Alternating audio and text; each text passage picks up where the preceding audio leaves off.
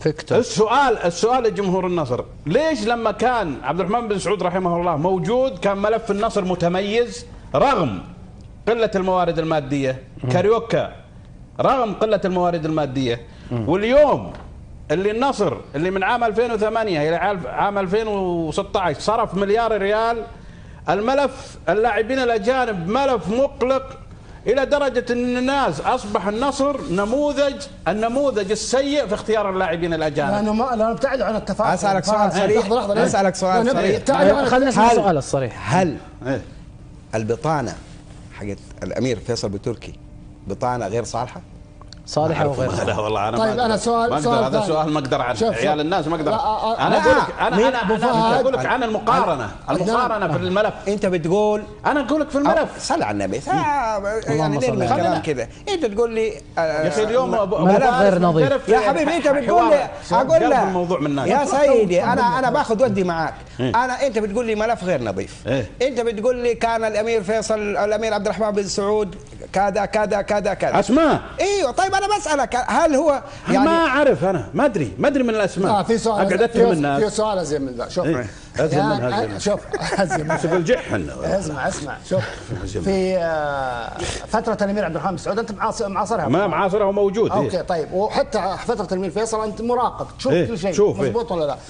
فترة الامير عبد الرحمن بن سعود بتعاقداتهم على الاجانب ما كان في تفاخر سواء ما اجانب ولا محليين، صح؟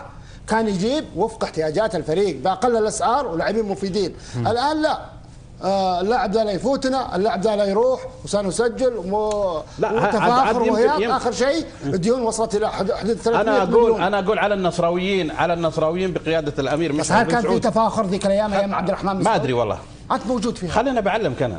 انا اقول على النصراويين بقياده الامير مشعل بن سعود انهم ينتبهوا لهذا الموضوع. يعني حتى ايام فيصل بن عبد الرحمن جاء شتوشكوف وجاء العنزي وجات اسماء يا رجل، في لاعبين جابهم النصر لعبوا معه سنه انتقلوا لانديه اخرى لانهم متميزين، زي مثلا ترينيو انتقل من السعوديه الى قطر، وفي لاعبين مميزين. وخليو سيزار انتقل الى نادي اكبر.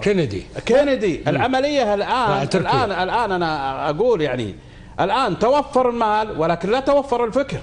توفر المال ولم يتوفر الفكر. في عهد عبد الرحمن بن سعود توفر الفكر والخبره ولم يتوفر المال، ومع هذا لم يمنعه من احضار لاعبين متميزين. شوف النصر يجيب لاعبين مميزين اسماء لا شفتهم بالبدايه ومتعاقد معهم.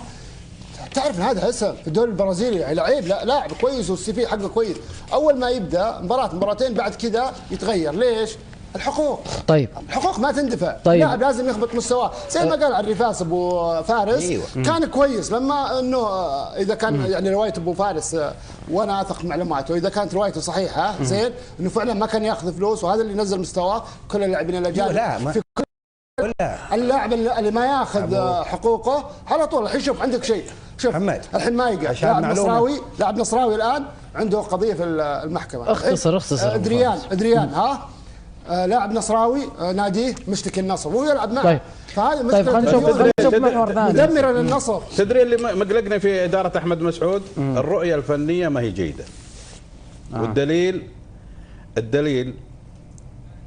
انه مثلا الان جاب كهرباء، صح ولا لا؟ كهرباء مش حيلعب معك في يناير في بطوله افريقيا في الجابون. مصر مشاركه. جاب اللاعب اللي البارح العكايشي برضو تونس مشاركة في كأس أفريقيا للأمم في الجابون في شهر يناير. هذه كلهم حيغيبوا. أنت يعني معناها المدرب الجديد لازم يفهم أنه في شهر يناير كامل الثنائي كهرباء في حالة اختيار المدرب كوبر مدرب منتخب مصر والكابتن